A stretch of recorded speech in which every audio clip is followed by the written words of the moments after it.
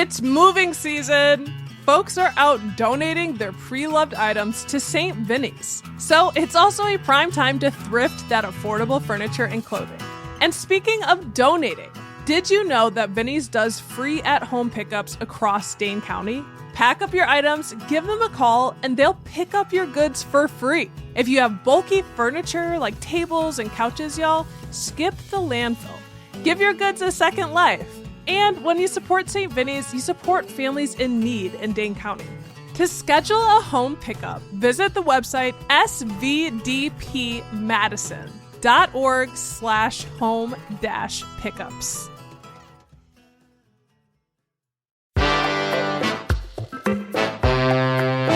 Today on CityCast Madison. It's the Friday News Roundup. This week, I'm joined by CityCast Madison's marvelous Haley Sperling. Tuesday's fall primary election results are in, including for Dane County Exec, state races, and the 2 referendum questions.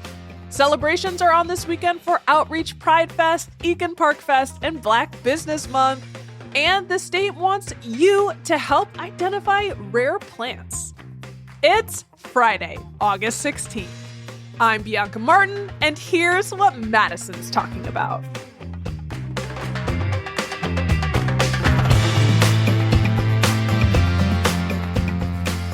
Welcome to the Friday News Roundup.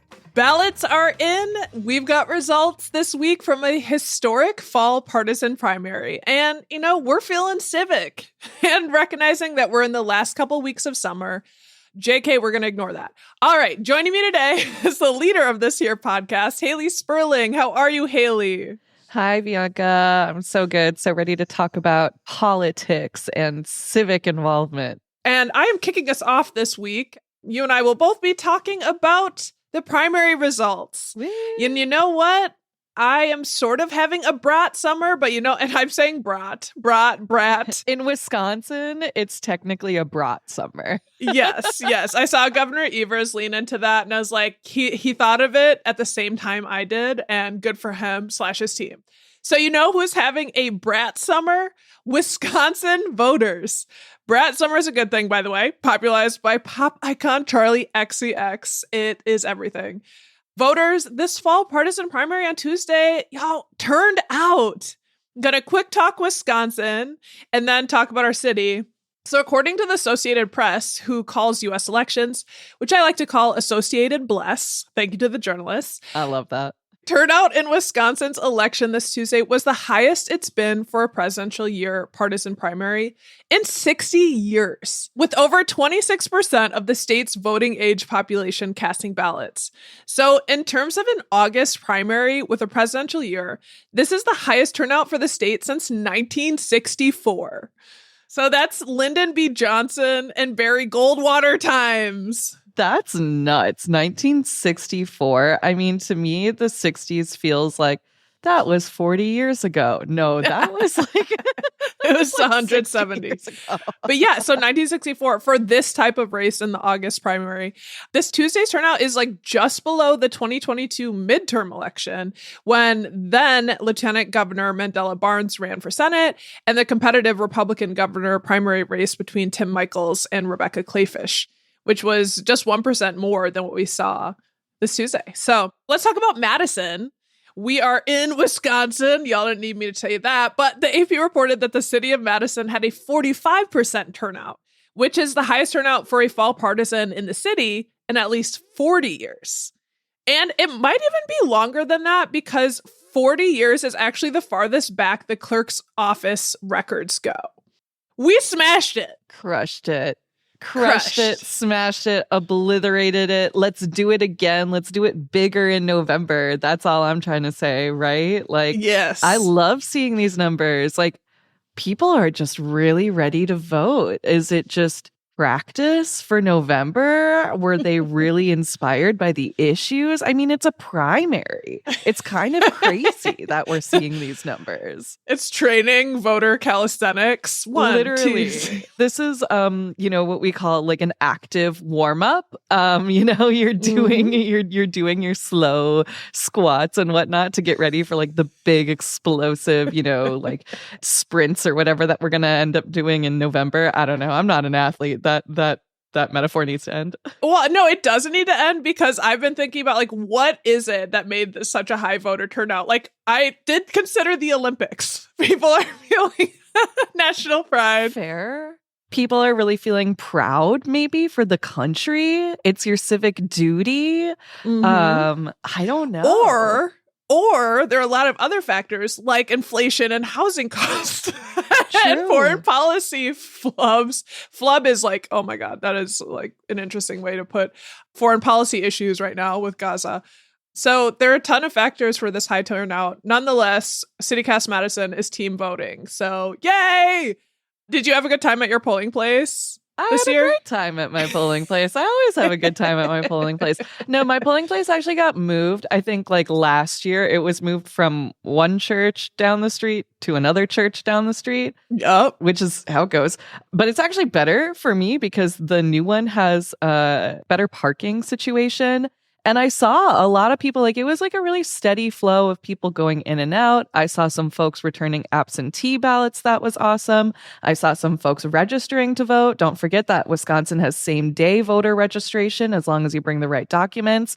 Overall, it was a very smooth system. I got my ballot and the very kind poll worker, gave me the little spiel. She's like, oh, you probably know this. And I'm like, yeah, but like, I want to hear you say it. Like, I want the full experience. Say it to me. please tell me how to do it. She laid it out very clearly. It was awesome. It was great. And it was I got my sticker and I went on my merry way. Samesies. Yeah, I saw a lot of younger voters, like from Zennial to Millennials and Gen Zs. Oh. Always love seeing the smiling faces from the poll workers. It was a great time. Let's get into results. Okay, so we have results for the Dane County executive race. We have some winners there. So folks voted Tuesday between 4 candidates to narrow the race down to 2. And the winners were State Senator Melissa Agard, who got a far majority with 57% of the vote. And the second most votes went to County Board Supervisor Dana Pelabon with 17.3% of the vote. So those two, they beat out Alderman Regina Vitavere, who got 14.8%, and Dane County Equity and Inclusion Director Wes Sparkman, who got 10.1%. So we know we spoke with Cap Times reporter Allison Garfield earlier this week about that race, and she pointed out Agard was the presumptive frontrunner going into Tuesday, and that fared out in the results. Agard is an elected official who has deep experience legislating and doing policy work at the state and county level. She also got former Executive Joe Parisi's endorsement early on, before others even joined the race, and a number of other endorsements. So in terms of the person who got the second most votes, Dana Pelabon, her experience that's really pointed to is her work at the county level and coalitions built there and beyond, especially with a focus on criminal justice reform. She's got a lot of attention for that and trying to broaden access to resource for populations in need, like the housing and food insecure. So what happens now for this is those voters who cast their ballots for Sparkman and Vitavere will decide where to send their votes this November. So those votes will be up for grabs. The frontrunner Agard at this point has quite the lead. Pelabon and the other two combined, their votes would be like 15% below Agard's lead. So it will be an interesting race. We definitely have to talk to them both. If you're listening, we'd love to talk to you, State Senator Agard and County Supervisor Dana Pelabon. Please look forward to hearing from us soon. Hope you'll join us. We should note that race in November is a runoff election. So because the November winner is finishing off Joe Parisi, our former executive's term, who stepped down a bit early this May. So the winner will serve after the November election. And then in spring, we get to do it all again and vote for who's going to serve as our county exec for the next 4 years. So that's the county exec race. Haley, you've got the results for our state legislative districts. Yeah, there were a lot of legislative races that we were keeping track of. And if you remember, we had a really awesome conversation with Cap Times state government reporter Andrew Ball. So If you're ever curious about, looking back on who the candidates were or just why these elections matter, listen to that episode. It's a good rundown. But here's a quick run up of who our winners are. So in the newly creative Assembly District 77, this, again, it's a newly created district in central Madison that covers a lot of like the UW area and like downtown. It was a 3-way primary, and Renuka Mayadev came out victorious. She is a mother, a daughter of immigrants, and she works at the UW School of Public Health. She's one of a few Democratic winners who won't face a Republican challenger in November, which that's another big reason as to why these primaries really matter, because in a place like Madison, like, okay, liberal Madison, sure, like you're really deciding on who's going to represent you during these primaries. So that's just one example there. In Assembly District 48, also advancing from a very crowded primary, was attorney Andrew Heisel. This district covers the far east side of Madison into Sun Prairie and as far north as Columbus. He's an attorney, and he beat out 4 other candidates, and he will have a Republican challenger. He will face off against Lisa Rubrick in the general election. In Assembly District 78, this is a race to represent parts of South and East Madison, all of Monona, parts of McFarland. State Representative Sheila Stubbs emerged victorious over School Board Vice President Maya Pearson. This is another new district that doesn't have a Republican challenger on the ticket. So it's, again, these primaries are deciding kind of like who is going to represent you. Moving on over to the west side, in the Elver Park, Cross Plains, Middleton, Verona area, incumbent Representative Mike Barr won in a landslide over Madison Alder Nasra Wahali, and he will face off a Republican candidate, Robert Relf, on the November ballot. So we've got a pretty good shakeup here, coming out from our assembly, coming out in the state legislature. Meanwhile, on the Senate side of things, there was a 3-way race of some real heavyweights in Senate District 16, which this includes all of Cambridge, all of Cottage Grove, Deerfield, Fitchburg, Marshall, and Sun Prairie. It also includes parts of East Madison, McFarland, Dodge, and Jefferson County. And this was a race between 3 current state representatives. So there's a lot of big shakeups here. Like I said, 3 heavyweights.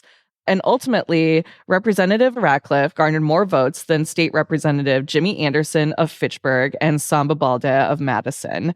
Again, another race in which there is no Republican contender on deck for this spot.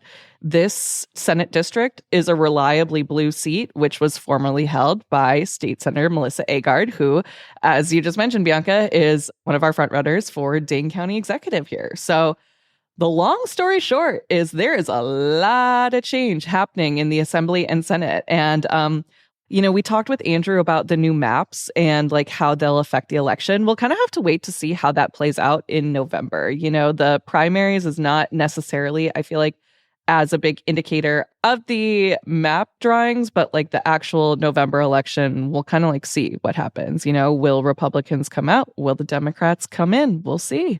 Shake and bake. Shake and bake. Literally, we are shaking it up right here. I will be eating chicken while watching these. Nothing new. I hope so. We can only hope. Also on the ballot at the very end of things, because we are completionists and we go through the whole thing. Yeah. There were 2 proposed constitutional amendments. What were they again? Essentially, they would have given the legislature a greater control over how the state spends federal money. Supporters of the proposed amendments said that they would add a necessary layer of oversight to this process. Meanwhile, opponents say that they'd pretty much just create more red tape and that the governor should be able to maintain this sense of control. So basically, where this all comes from is the fact that like the state receives billions of dollars. Like, this is not just like, here's a couple $100, kid, go figure it out. Like, no, this is billions of dollars in federal aid every year. And the proposed amendments basically stem from the fact that Republicans really did not like how Tony Evers spent federal COVID-19 funds. They wanted more say. They had proposals that Evers ultimately vetoed, and he kind of went on his own way. And so they brought up these amendments to say, hey, we don't want this to happen again. We want to say, we want to do this. Voters pretty much said no. They're like, we don't want this. And that's it. It's not going anywhere. And I don't know about you, Bianca, but like I got a bunch of political texts about these amendments, like mostly on the no side. And I'm curious if like maybe, I know there were a bunch of texts and whatnot sent out on the yes side as well, but like I'm curious if maybe like that played a role into these big turnout numbers that we got. Like it's just been expensive campaigns. You know, of course, we talk about Tammy Baldwin and Eric Hovde. They're going to be running in like what is likely to be one of the most expensive Senate campaigns. They both won their respective primaries, but that was not a surprise in any sort of way.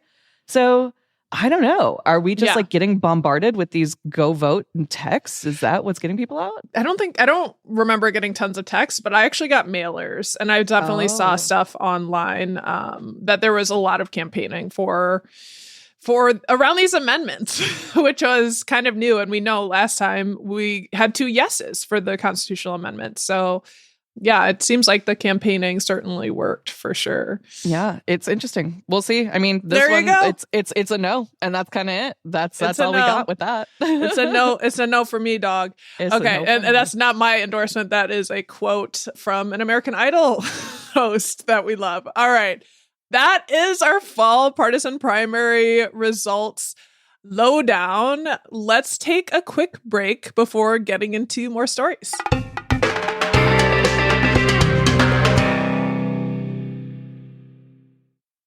Want to teach your kids financial literacy, but not sure where to start? Greenlight can help. With Greenlight, parents can keep an eye on kids' spending and saving, while kids and teens use a card of their own to build money confidence. As a parent, you can send instant money transfers, set up chores, automate allowance, and more. It's a convenient way to run your household, customized to your family's needs, and the easy way to raise financially smart kids. Get started with Greenlight today and get your first month free at greenlight.com/Spotify. Okay, we're back, and man, we're trying to ignore that it's the end of summer, but we're not going to completely ignore it because we've got to like get in summer where we can. And there's more summer festivities going down, Haley, right?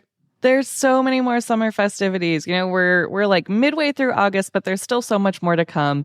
This weekend is another packed weekend of festivals in Madison. Kicking off this Saturday is Eakin Park Fest, which this year is actually being held in Eakin Park itself. That didn't used to be the case. So yeah, there's the organizers are super stoked. It will be taking place on Saturday, August 17th. And what you can expect, basically music, fun, food, vendors, good times. If you live in Eakin Park, like get out there. Great and oldies, 94.9 WLX. Sorry. I love it. No, the lineup this year, they've got a lot of really solid local bands. Shout out to Pink Halo that's playing. They're like a little pop group. And I have seen them play a couple of times. They're really good. One time I saw them play as like a Paramore cover band. Y'all know I'm an emo girly, so I go to a lot of emo nights. And I've seen them play as Paramore cover band, and they are so good. Also shouting out Pink Halo because I did used to work with one of the band members, Julian Beck, when I was at Lucille in that time. Well, I just assumed it was a Chappell Roan Beyonce mix cover band, but now we know. So there's someone to go check out. Yeah. Now we know. Cat and the Hurricane is also going to be there. They've kind of been like having a moment, I feel like. Yeah. I don't know. I've just been seeing their names everywhere. I saw them at Live on Queen last year. Yes. So it's going to be a really good time. Seems super fun, you know, and then of course there's a bunch of stuff to enjoy in the neighborhood. You got North Street, as in not the street itself, but the North Street Collective, which is Bloom Bake Shop, Youngblood Cafe, or Youngblood Brewery rather. They've got a lot of good stuff out there. Tip Top Tavern, Ogden Street Diner. Like, we love it.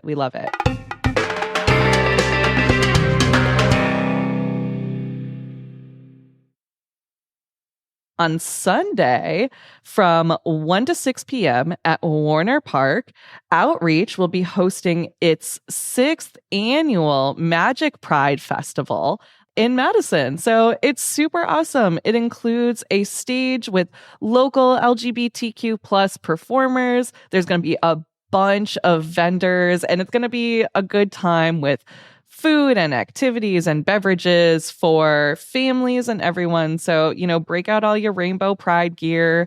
Pride Month in Madison is, for some reason, in August. We're still doing it. I'm not mad. I'm not mad in the slightest. We're proud. So we are so proud. I'm so stoked to see all these people out loud and proud at Warner Park this Sunday. I definitely want to head out there. And I love a good festival I love vendors at any festival. Truly. That's my thing. I like to buy little things. We like to buy things. We like to support local. We love food. And speaking of pride, we're proud of our African-American communities. Our Black folks in Madison are beautiful. And we get to recognize them this month because August is National Black Business Month. Wakanda Forever. This week has been Madison's Black Restaurant Week. So I hope that you've been supporting, but you have all weekend to go support some Black restaurants in the Madison area. This is something that's done from the Madison Black Chamber of Commerce. There are 36 different partnered businesses this year.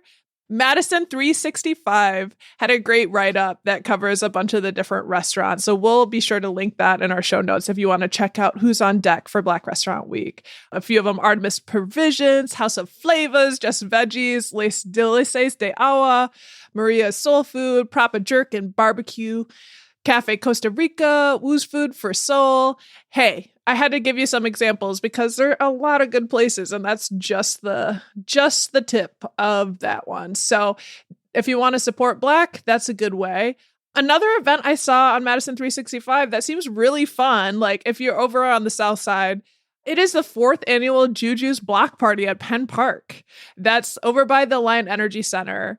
If you live over there, it looks really fun. It was started by longtime Madisonian Southsider Julian Walters, and the event started to promote Black excellence in its many forms. So we want to shout that out. A quote I saw from him was, they're going to have a lot of resources that people can patronize, as well as Black businesses that are going to be on display. They've got a street ball championship that looks fierce. I'm like, I want to play, but I'd probably suck. And I saw that they have, this is really awesome and sweet. They have 5 barbers who are going to be giving haircuts for community kids under the pavilion at Penn Park. Zavala Blends and Fade Factory and more giving haircuts. So that just seems like such an awesome time. And they got great sponsors. I saw Lucier Family East YMCA. That's my biased East Side. But I love commuting. And speaking of commuting, the opportunities are abundant. Verdant, even. Yes, that's a great way to put it, Bianca. Calling all plant enthusiast fanatics or people who just like to go outside and look at stuff. Look at pretty things. Oh, count me in. Right? Like it's a great gig. The Wisconsin DNR announced that it's looking for volunteers for the Wisconsin Rare Plant Monitoring Program. And this is a community-based science program that's been around since 2013 that basically gives folks an opportunity to conduct surveys of rare plants around the state. So basically, volunteers go out and about and they check in on the health and size of rare native plant populations in pretty much every county around the state.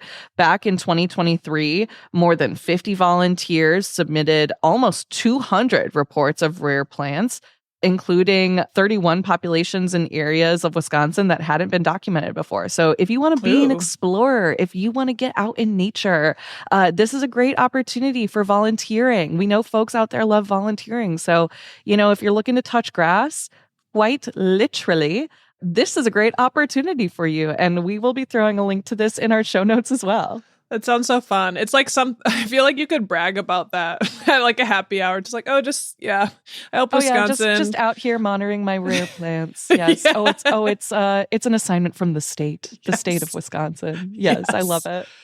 Oh, Haley, this has been so wonderful. Thanks for rounding up the news with me this week. Of course. Let's do it again next week. See you then. JK, I see you every day.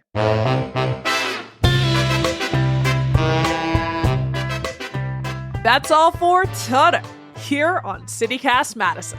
I'm Bianca Martin, your host. We're produced by Phil Circus. Haley Sperling is our executive producer. Our theme music is by Carl Christensen. Ava Wynowski is our interim newsletter editor, with help this week from Natalia Aldana. You can get more news delivered right to your inbox by subscribing to Madison Minutes. And hey, if you enjoyed today's show, why not share this podcast with Melissa Agard or Dana Pelabon? All right, see you back here Monday morning with more stories from around the city. Until then, have a great weekend.